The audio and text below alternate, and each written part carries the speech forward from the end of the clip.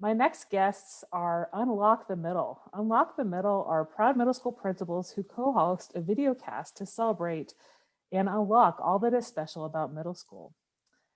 These two principals are middle school principals that live in Dudley and Charlton, Massachusetts. The first principal is Chris, and he is a principal of Dudley Middle School. They have been working together since they were teachers.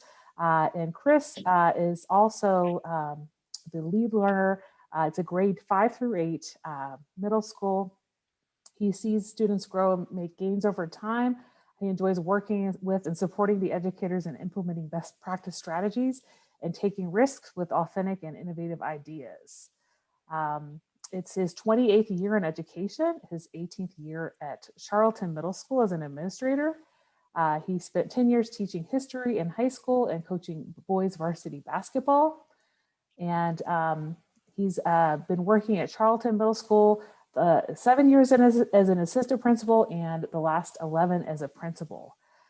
Dean is the principal of Charlton Middle School, and he says that it is also his 28th year in education. It's his 18th year at Charlton as an administrator, and he spent 10 years teaching history in high school and coaching boys varsity basketball.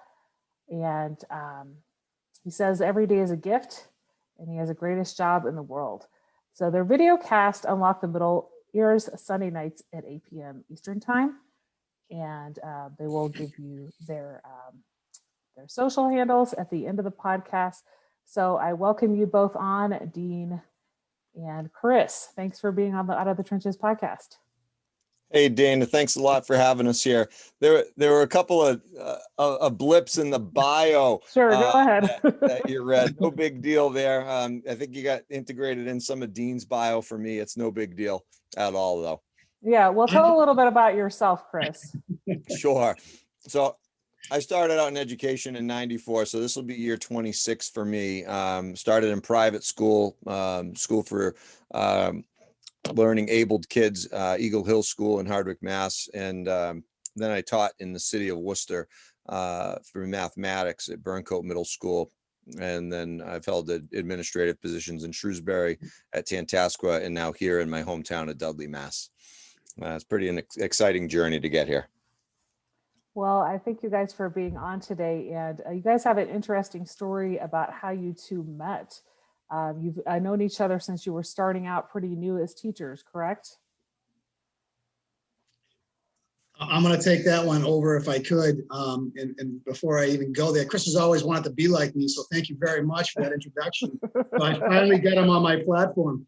So yeah, we met more towards our administrative careers, and we kind of morphed into a situation where Chris and I aligned some paths, and Chris he was an administrator in another district, and we got him to come over to our district and join our administrative team. And the rest is history. He's a great guy to work with. He's somebody is my go-to guy, and quite frankly, with everything we do, we share, we collaborate, we build, and we put it at the center of kids' best interests and supporting teachers to the highest level we can. So it's been a great journey so far. And tell me about a time each of you were in the trenches. I'll go ahead and start with you, Chris. In the trenches, gosh.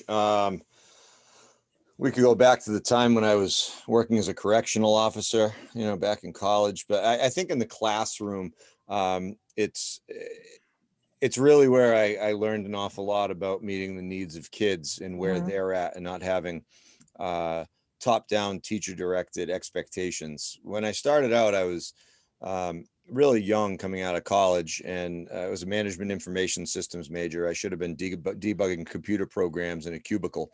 And I took a summer gig at Eagle Hill School as a computer teacher and counselor. And lo and behold, I ended up finding my passions there.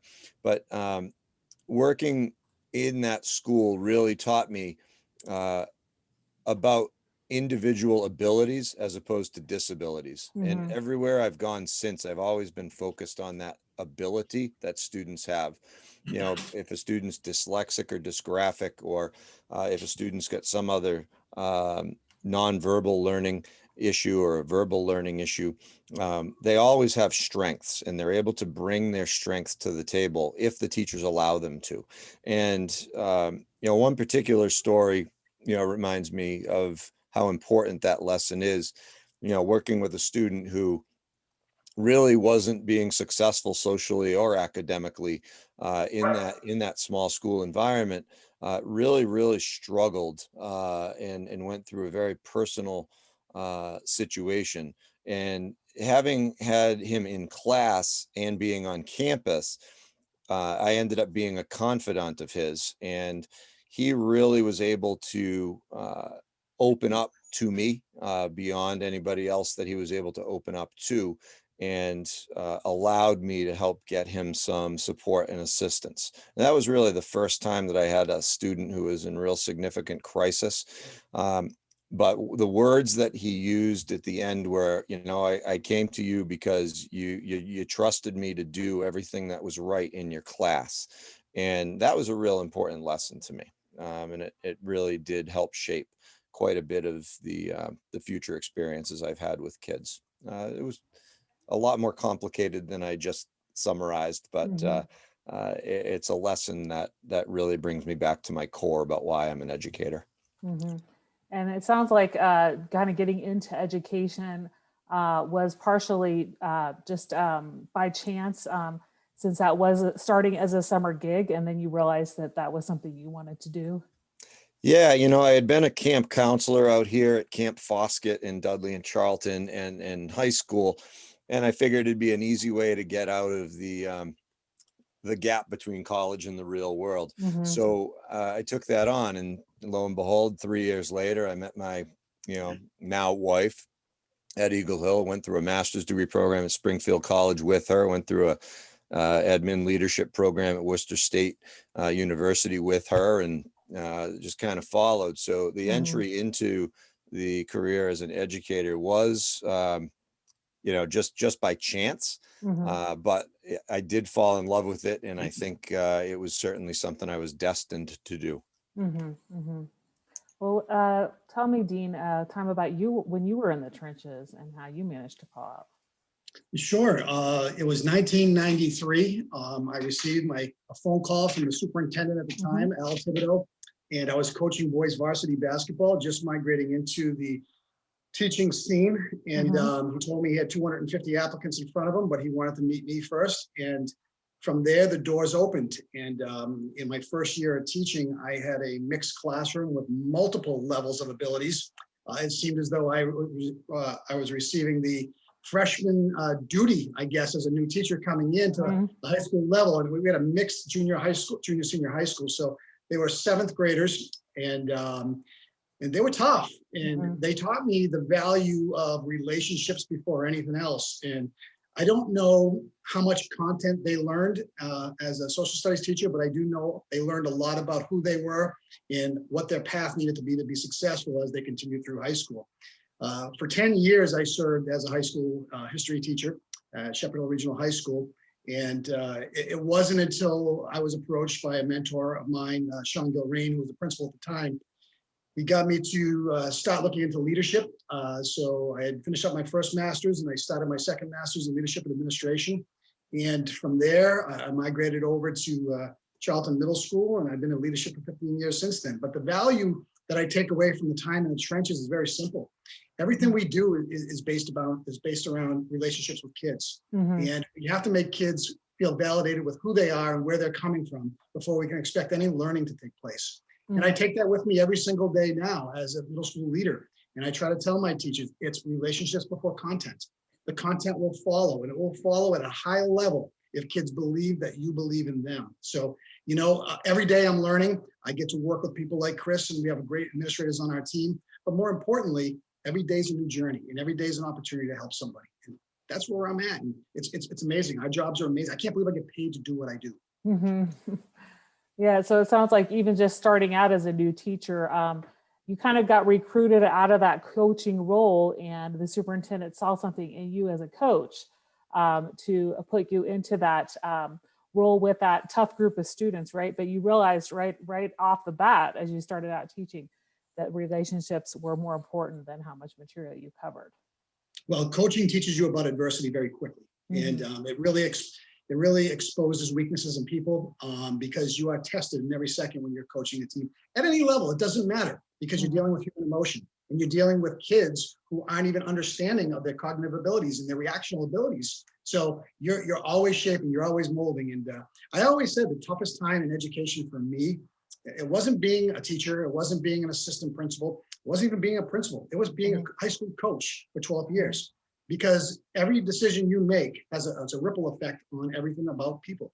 And you want to stay consistent, you want to be clear, you want to be transparent, and you grow over time, because that's where the biggest part of my growth came from. I had my highest highs and my lowest lows. So definitely shaped who I am today as a leader. Yeah, so that's definitely been a plus for you as you became a teacher and an administrator. So tell me also about a time, you guys have been working in middle school admin for a while. Tell me about how you all kind of have that same philosophy of rethinking and reimagining schools, kind of your vision for schools. You work pretty close together. Your schools aren't very far apart from each other. So do you collaborate a lot on planning for your school and kind of the strategic plan and your unified improvement plan for the year, those type of things? Yeah, when we started out together in Dudley Charlton, we definitely had a similar philosophy. Students first, relationships are primary. But what we learned quickly was that we have similar ideas about what school can be. And school can be anything that teachers want to design to get the kids engaged in the learning process. And I've had some different experiences outside of the district that I was able to bring in to share perspective. One was transitioning being a part of a team that transitioned a 7th and 8th grade middle school from traditional grading to standards-based grading. My previous school, we started engaging in project-based learning before Dudley Charlton in a formal way. And we had some real trailblazer teachers who had authentic ideas about how to engage kids in content, as opposed to chapter 7. It was, here's a topic, what do you want to learn about it? And let the kids be experts, and utilize flipped classroom model, utilize problem-based and project-based learning, interest-based activities and workshops and the like, to get kids engaged with the content. So having those experiences and bringing them into Dudley Charlton, looking at the real strengths that we have, and talking about our longer term vision for what middle school could be, led us into last year, which everything went kerflooey on March 13th, as we know, with our closure. But that led us to a real simple point. And, it was either Dean or me or a combination of the two of us that said, one school, one lesson for the spring. And that was really our springboard to bring us as two schools together to talk about real solid instructional planning and experiences to ensure that an 8th grader at Charlton Middle School had the same experience as an 8th grader at Dudley Middle School. We're not continuing that lesson model this year, but we are continuing the curriculum planning model to ensure that there's great parity across the district and we can have educators build their strengths. Sorry, Dean, I just kind of was on a roll. No, man, you took it and ran. And all I would add is, when you have a regional school district, it's easy to be more of an isolationist. What I mean by that is you're in your classroom and you don't realize the power of the people around you. Both Chris and I have staff that are amazing. They have great talents, and they recognize the fact, the epiphany happened when they came together and they started having banter back and forth about content and best practices. And all of a sudden it was like, wow, we're powerful if we come together. And the walls started to break, and you started to see the real value of collaborative work. To this day, we're probably a little ahead of some of the other parts in our district right now, because we started this early on. And I'm not going to lie to you, I was fearful because of the fact that we had both had established middle schools that understood what they believed was right. And you try to get a shift in mindset, to let go of some things and to add things. Our teachers have done an amazing job. And Chris, and one of the things I really like about him, he had no problem breaking down those walls and bringing this to his staff. And, you know, for me, it was just a no brainer. We're here, we're passing this baton on to somebody after we go. And if we set the seeds for someone to come in and just have this place humming, then we've done our job. And by what I mean by that is recognizing and empowering the people who do the heavy work every day. And that's the educators that come into our building. You know, you need to feel that you can take a risk and not be reprimanded for it, not be called out for it, but to be applauded, to be able to start changing the mindset of what education looks like. We're not in 1970 anymore. We're not in 1980. You know, we've talked about change for so long, but we haven't really gotten to that point. COVID-19 has put us into a position where we can now take the tools and begin to imagine and really move forward. It's painful. There are days that it's very painful, but in the end, we're all going to be better for it because we have the tools now to really expand upon what we do every day. Do you have particular examples of some of those risks that some of your staff members are taking, and how those are success stories for some students at each of your schools? I've got one to start.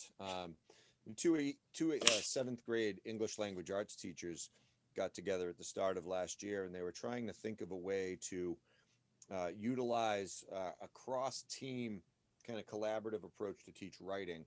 And they brainstormed up the idea that turned into the Titan Times, which is a newspaper, to teach writing. So they applied for a Dudley Charlton Education Foundation grant to help get supplies and materials, and, you know, a couple of laptops and a really high quality printer towards the end of last year. But the start of this whole process was, rather than teaching writing in a traditional sense, let's go ahead and get the kids very invested and involved in identifying topics of their choosing, have them go ahead and show us what their skills are with their writing, teach them what a peer editing process looks like, teach them what a refinement process and editing process looks like, and then creating a final product that satisfies certain criteria. And the criteria, of course, was what the editor has said can fit into the paper in a certain block of space. We've got to go ahead and utilize a certain word count. We have to use certain types of expressive language. We have to incorporate, you know, pictures into this so we can go ahead and have a good layout. So they learned an awful lot, not only about writing, but about newspaper layout, which was very interesting. And what I noticed in the students' writing overall was they became more autonomous with the writing process, particularly with the peer editing process, because they weren't relying on the teacher for all of that feedback continuously. Their peers were providing them with feedback. So for me, that was a massive risk and an example at Dudley Middle School of something that teachers put themselves out there for. It could have gone the other way very easily. And I'm not saying it was all rosy sunshine and implementation. There were some setbacks. But the thumping of the drum of bring it back, think about it, let's take it to the next level. Would you like to do it differently? What do you need for resources? Let's make it happen. Because their passions were driving them forward to get engaged with this type of a project. So one example from DMS, I've got a couple others from other schools. There are others at DMS as well. You know, and from Charlton Middle School, I can clearly tell you, aside from the flipped classroom and blended learning techniques that are being used every day, which is a total different shift than what teachers are used to with traditional teaching models. We had a financial literacy program in grade 7, DCEF grant came in, and they created a school store, which was a financial genius move because of the fact that kids now could look at building a business, marketing a business, look at the numbers, projections, ratios, everything to do with math in real life. We didn't get as far as we wanted to because COVID shut us down in March of last year. We were getting ready to go online. We had kids working at lunch. We had kids working after school. We had them doing spreadsheets, breaking it all down. And for me, that's making the learning fun. I mean, again, we have so many things like that happening, but that's probably a pinnacle of something that sticks in my mind that we have just started that process. We've got some other things in mind, crossing over to different schools with some writing that's going to happen. And with all of our podcasts that are going on right now, video casts, bringing in student voice, ways to just begin to shape what new learning techniques will look like. That really excites me, but there's something exciting happening at both Dudley Middle School and Charlton Middle School every single day. And it's just, as leaders, we just sit back and say, yes, go, keep going. And they're at such a great age to have that creativity flow and they don't really have any hangups about, being themselves and getting on camera and, having that broadcast. And, a lot of the time just seeing them on there and seeing them thrive while they're doing some type of a broadcast, it really shows us what the students are capable of. And that kind of leads us into a little bit about your Unlock the Middle video cast. You all started in July of 2020.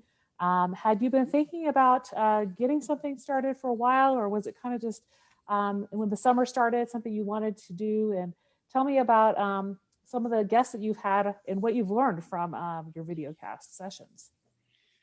Listen, this whole thing started around a campfire the day that I brought Chris into Dudley Charlton Regional School District. And the rest is history. We've only just begun. Actually, Chris and I, we're fooling around right now. I'm not going to lie to you. We're dabbling into something that we know is important. We don't consider our video cast to be work. We have spoken with some amazing people. We have 3 platforms that we're looking to bring into fruition with all of this. Right now, we're highly involved in 2. That's our Middle Marvels, recognizing educators around the country that are just incredible rock stars. Teachers never get enough credit. We are just getting started with that, and I can't wait. We get a lofty goal of representation from every state throughout the year, so I'm hoping that we get there. And if you're listening to this, please feel free to reach out to us at unlockingthemiddle@gmail.com and send us your nomination, and we'll go from there. But during the summer in July, we sat down, we had a couple of ice cold lemonades, and we put it on paper. And the next thing you know, boom, we're talking to Dave Burgess. Boom, we're talking to Rita Wirtz. Boom, we're going right now. The people are just coming and they want to tell their story. These authors, Connie Hamilton the other night. We talked to Dr. Greg Goyens the other night about Reimagining Schools. People want to tell the story.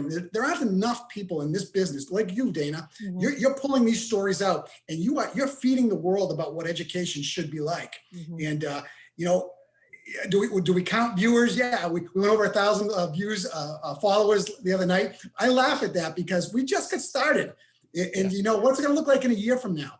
But we're just starting, and I couldn't ask for a better partner to work with Chris. We can banter back and forth just about anything, and but more importantly, to shift the spotlight on the people that we're bringing in, because that's what it's all about. It isn't about us. It's about the product that we're providing for other people.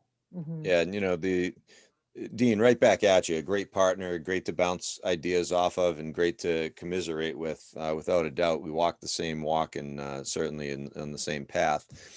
I do think that for a number of years, I've been following, a number of educators on Twitter, and I'm a little conscientious about who I follow now, how many followers I have, because I don't have the time I had once before, so I've whittled that down a bit to stay on top of them. But extending the PLN to understand that there are others out there who think similarly, but who have maybe experiences or answers to the ideas. When we talk about reimagining education, it's not always about blowing something up and starting from scratch. It's about making a shift and adjustment to a traditional longstanding practice, which might lead somebody to think about everything in a completely different way. But it starts with one. Is really where it starts. I used to always talk about, the analogy of an avalanche or a rock slide beginning with one pebble, and that one pebble hits a larger pebble and then a rock, and then now we've got a tremendous landslide starting. And that's really what we want to be able to do. We want to identify who can start flicking those pebbles off the top, and how they can start bumping and maneuvering and, making some earth shaping experiences. And in this case, really, it's all about shaping education and learning for our kids' futures. But we do leave every time we have a guest on with learning something new. I mean, I loved our time with Rick Wormley. Rick was an amazing man to talk to. He just offers so much. Everybody we bring on has a perspective, and their perspective then is deeply rooted into the core values of what we do. And that's helping kids and helping teachers reach their maximum levels. And we're not going to stop. And again, we're booked out now until the end of November. It doesn't take much. I'll sit on a Sunday night and just reach out to people, and they're like, I've watched you guys. You guys are crazy. I love your energy. It's it's a new thing. And I'll cap it off. I got a text message from an ex-superintendent of mine. He goes, "You two are just rocking it. Don't stop. Don't look back, because you're blazing a new trail." And not that we were looking for that, But that's the reason why we're doing it. And I'm glad we're getting recognized for that, and instead of who we are, because it's not about us. Yeah. It's about an end product. What had you come up with the title Unlock the Middle? Is it kind of unlocking secrets, unlocking discoveries? Kind of what is the connotation behind unlock? Before Chris answers this, I'll tell you what. If you can tell me, I know he's going to go for this because this is his baby. If you can tell me the definition of the ages between 10 and 14, and that definition makes sense to me, then I'm going to have your answer embedded in that. Go ahead, Chris.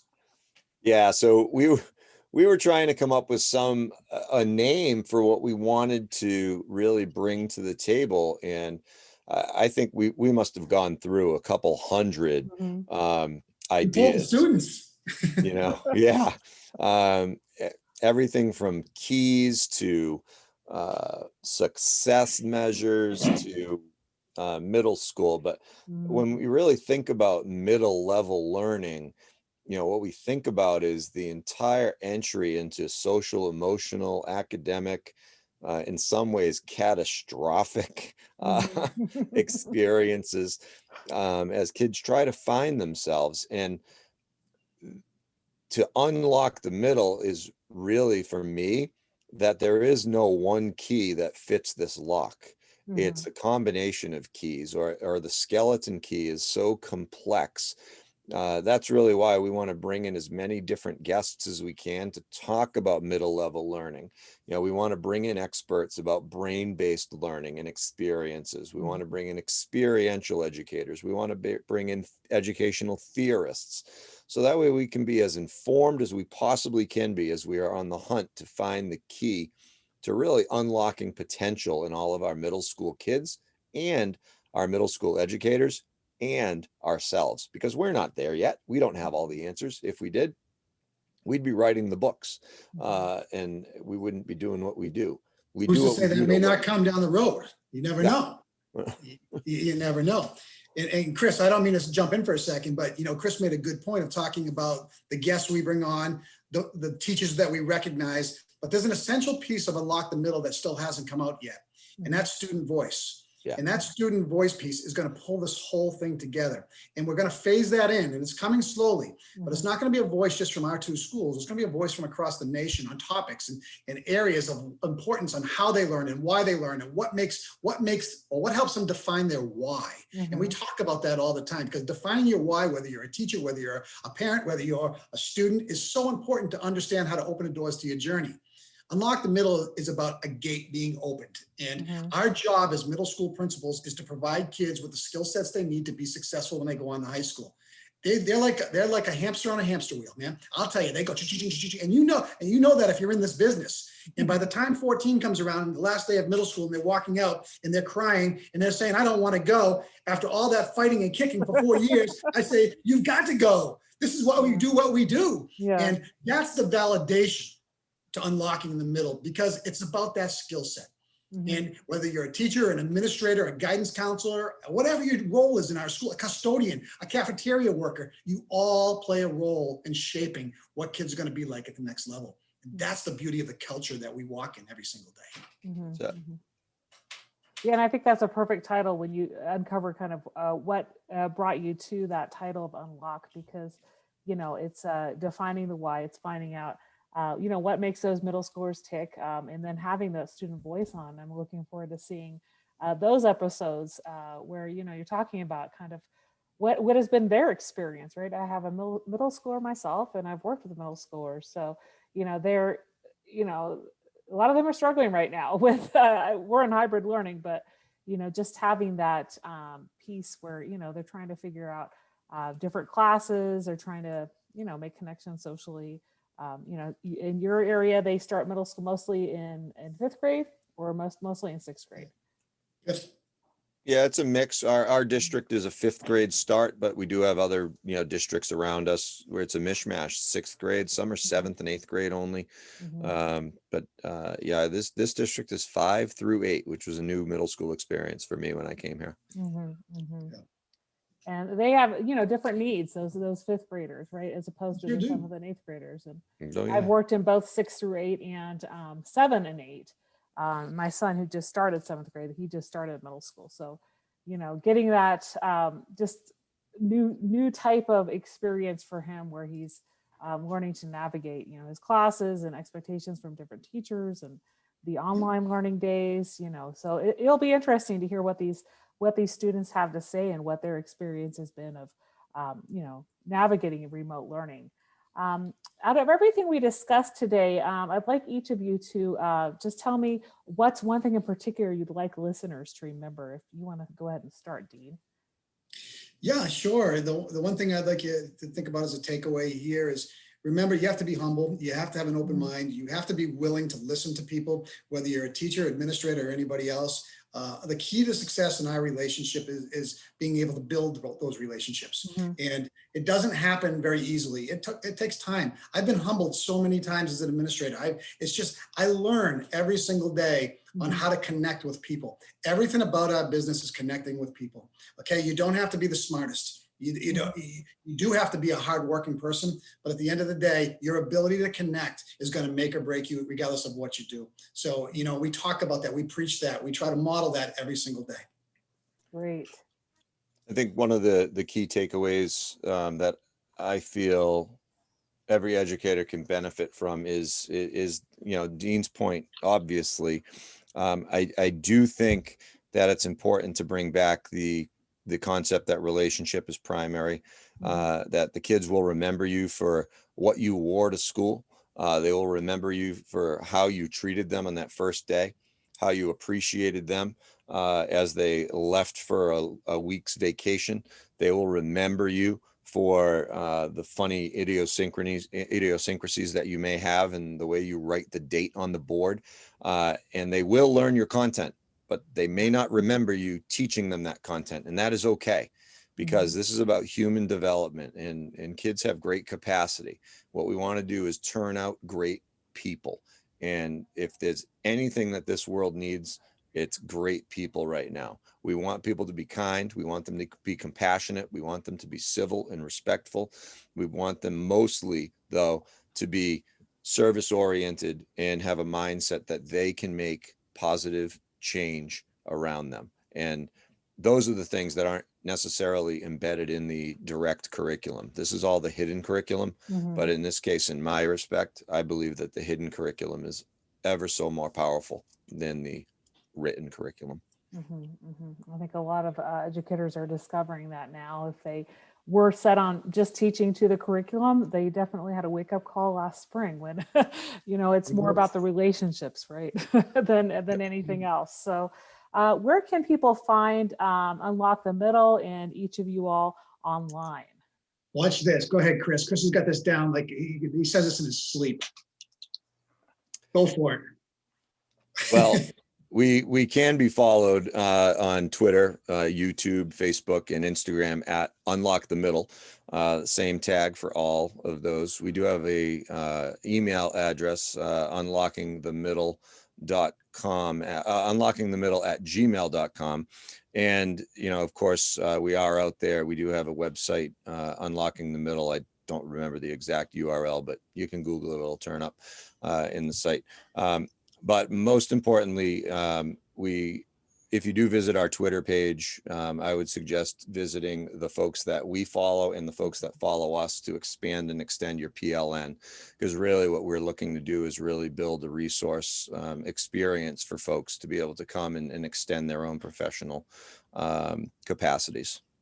And don't forget, we do have a platform called Middle Marvels. I talked about that earlier. If you are a principal, if you are a teacher, if you are a parent, if you are a community member that know of anybody who is just a rock star in the classroom and that connects beyond connectability, please reach out to us, because we want to recognize them for what they do. If we take the time to do that, that pebble that Chris talked about early on becomes a bigger ripple out in society. And we just start telling the stories about great things happening in education. And there are a lot of them. Well, it was so nice having both of you on the podcast today. I wish you all a great rest of your day. And thank you so much for being on the Out of the Trenches podcast. Thank you, Our Dana. pleasure, Dana. Thanks.